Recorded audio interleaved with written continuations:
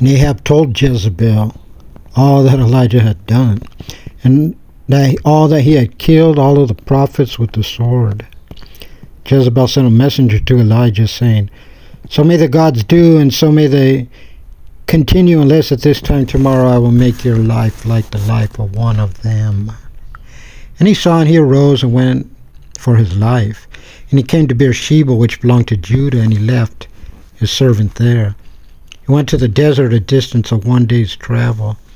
And he came and sat under a juniper and requested that his soul die.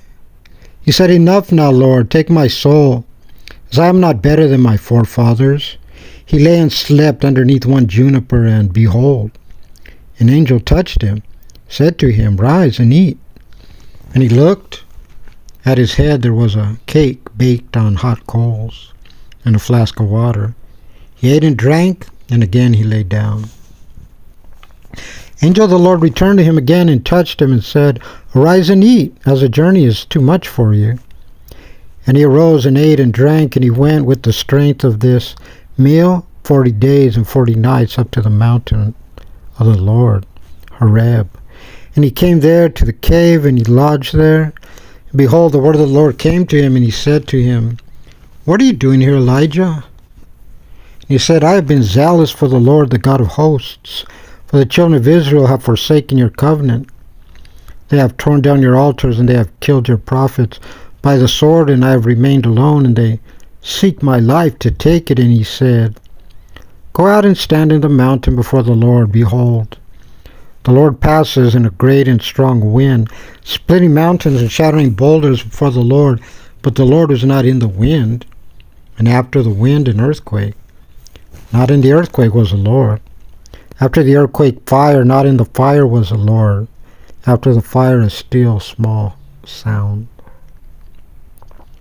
And Elijah heard. He wrapped his face in his mantle, and he went out and stood at the entrance to the cave. And behold, a voice came to him and said, "What are you doing here, Elijah?" He said, "I have been zealous for the Lord, the God of hosts, for the children of Israel have forsaken your covenant. They have torn down your altars, and they have killed your prophets by the sword, and I alone remain. And they seek my soul to take it." The Lord said to him, "Go, return to your way to the desert of Damascus. You shall come and anoint Hazael to be king over Aram.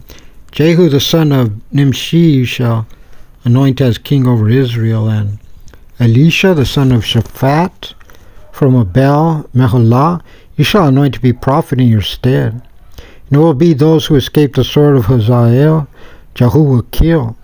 Those who escape the sword of Jehu, Elisha will kill. And I will leave over in Israel 7,000, all the knees that did not kneel to the Baal, and every mouth that did not kiss him." And he went from there, and he found Elisha the son of Shaphat, as he was plowing 12 yoke were before him, and he was with the 12th. And Elijah came over to him and threw his mantle over him. And he left the oxen and ran after Elijah and said, "Let me please kiss my father and my mother, and I will go after you." And he said to him, "Go return, for what have I done to you?"